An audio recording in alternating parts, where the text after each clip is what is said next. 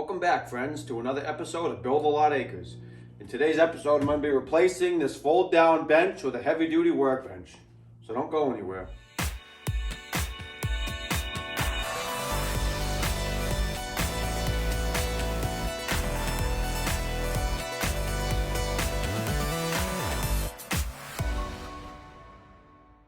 Please stay tuned to the end of the video to see what new tool we're going to be mounting on this bench.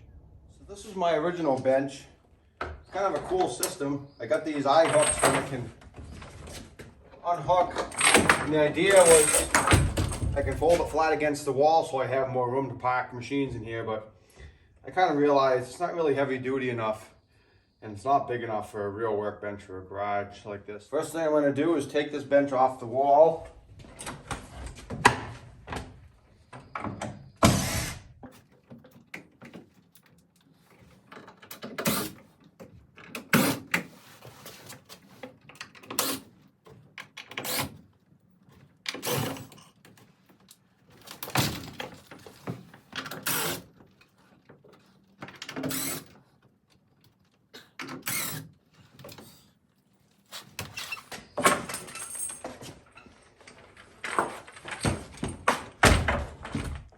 So today's video is going to be a perfect example of why not to pass up stuff you see free on the side of the road.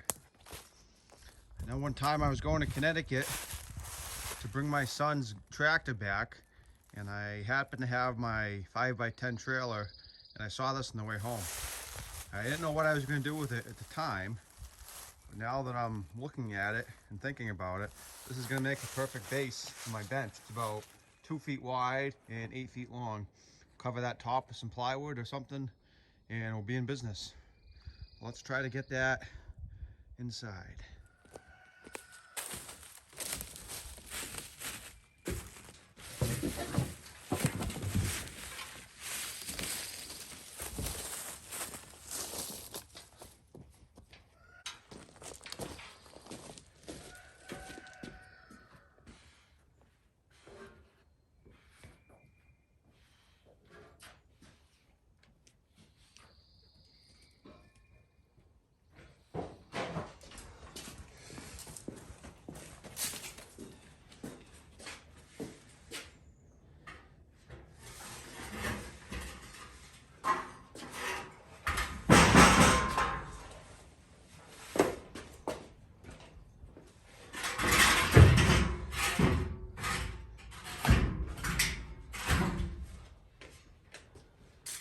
Alright, so I noticed he's got one end, whoever built this didn't build it straight. One end's 23.5, one end's 21. But as long as it sits flat and it's kind of somewhat straight both ways, which does appear to be, that's alright. So what I'll do is I'll just rip the sheathing to the widest point. The other end will stick over a couple inches, but that won't hurt anything.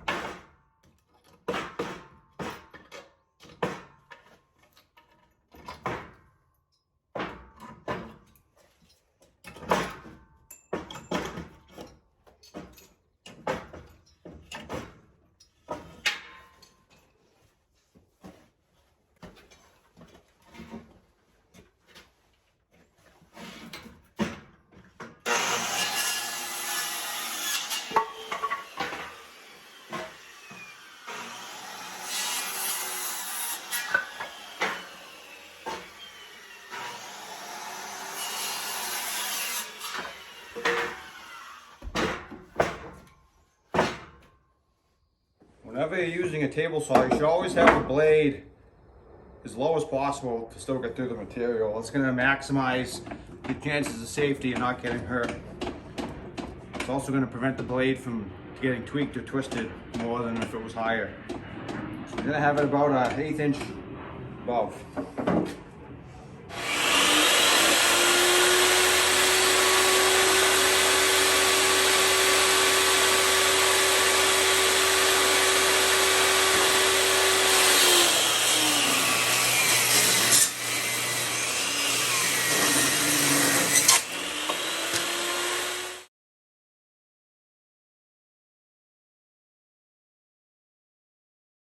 When I was cutting some of the wider boards in half, I'm cutting off the middle that's not going to be perfectly straight. So you want to keep your factory edges on the fence. And you also, I was checking for nails. I don't want to cut through any nails. This is a new saw blade that I just changed in one of the previous videos you saw with the room makeover. So there's no sense in ruining a brand new saw blade cutting through nails. So always keep an eye out.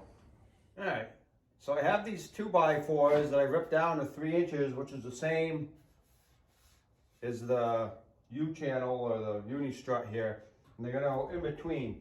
So if you wanted to figure out an easy way to determine the space between, what you would do is take the total length of the table, which is 96 or 8 feet, and then you would take 1.5 inches times 8 2x, so that'd be 12 inches. Subtract the 12 from the 96, that would give you 84, and then you divide that by how many spaces you have, which is 7. So that's 12 inches between each 2x4. It's easy math in this case. It doesn't always come out to even numbers. It usually doesn't. But that's an easy way to determine if you ever need to figure out how to equally space things. You just take the total length, deduct how many total inches of material you have, and then divide that number by the space number, and it'll give you how much you need between each. So in this particular case, though, I can't do that because there's these holes every, I don't know, 2 or 3 inches. Every 2 inches, there's these 1/2 inch square holes. So I kind of have to go to the nearest hole, and I'm gonna have this 5 inch. These are actually, I think, called truss locks. These are meant for trusses for roofs, but I have a whole bunch of them left over from jobs years past. But I'm gonna drive one of these through the holes. The washer's just the right size to catch, and I'll still get 2 inches of screw into the 2x4, and that'll give me something solid to attach my top to. So let's go.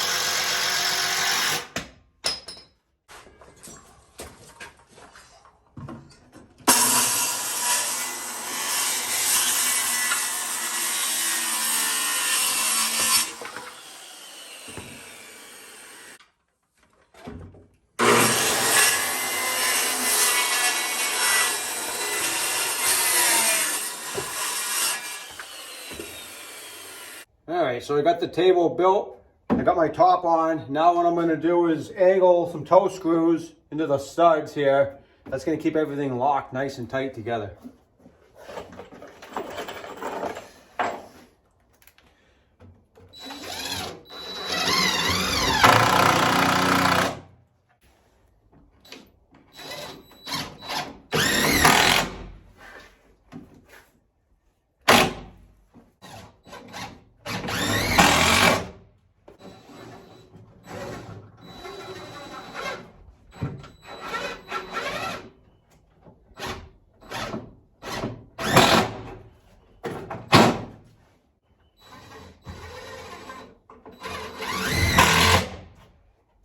Well, I think that will be pretty rugged for what I need to do.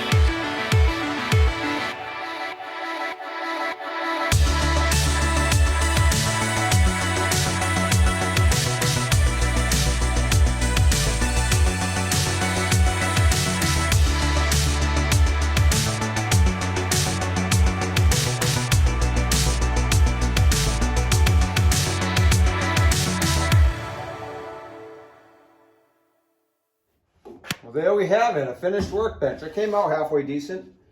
So even though the frame was crooked, 3 inches off parallel when you saw it in the beginning, I was able to make it look normal. They're both, both ends are 24 inches now. You can't tell that the frame is crooked. I had a layer of 1-inch pine boards I put over the 2x4 spaces.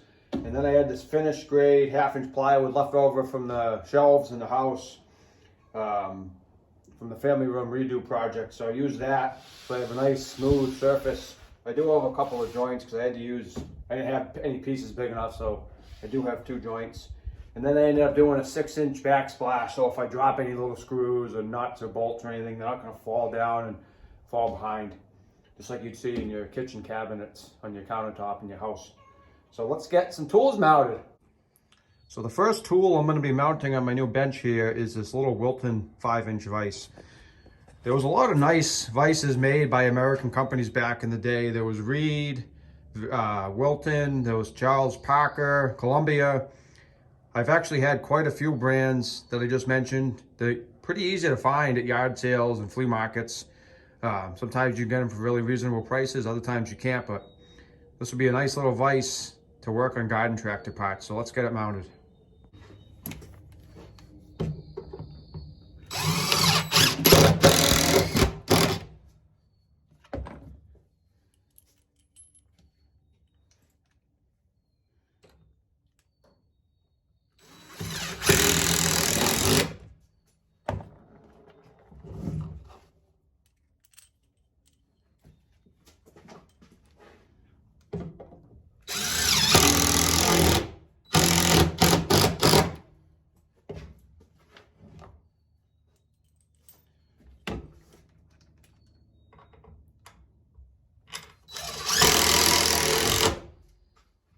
One of the nice features about this vise is that it's a swivel base, so I can turn it different directions depending on how I want to grab stuff.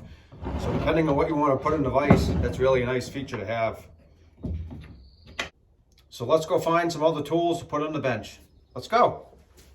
So I actually just got this today. This is a Hercules 8-inch bench grinder. So this would be the top of the line bench grinder from Harbor Freight. They have the really cheap ones like the Central Machinery, the orange ones. Then they have the Bauer red ones, which are kind of like mid-grade, and this is supposed to be the top of the line. I believe this might actually be a copy of the Delta 8-inch bench grinder. That's what I've read online anyways. I don't know if it's true, but I've read really good reviews on these Hercules, so let's open it up and mount it.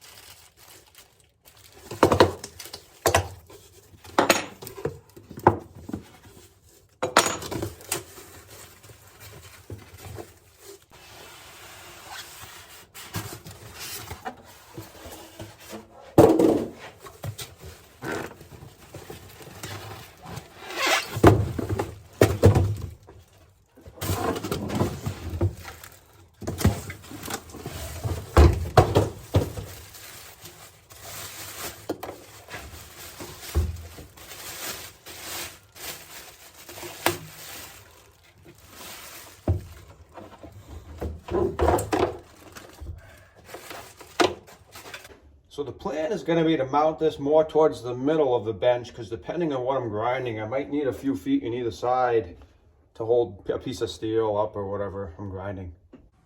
So the nice thing about this Hercules over the Bauer is it has a variable speed, so you can slow down or speed up the grinding wheels. So let's turn it on and see how it sounds.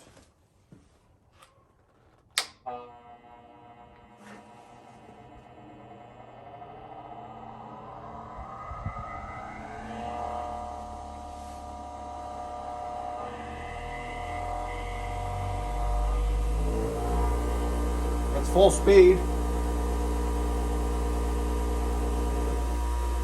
We have the LED work light.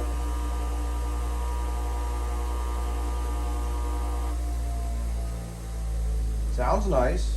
Seems like it spins pretty true. Let's mount the safety equipment. I'll get some glasses and some test metal and we'll try it out. All right, we got our workbench done. We got our grinder mounted, and we got all of our safety equipment on. We got our spark guards and our tool holders. And then I got a couple pieces of steel. I got an old lawnmower blade and this piece of flat 1/4" steel we're gonna try out. Safety first. Make sure you always use safety glasses when you're using power tools.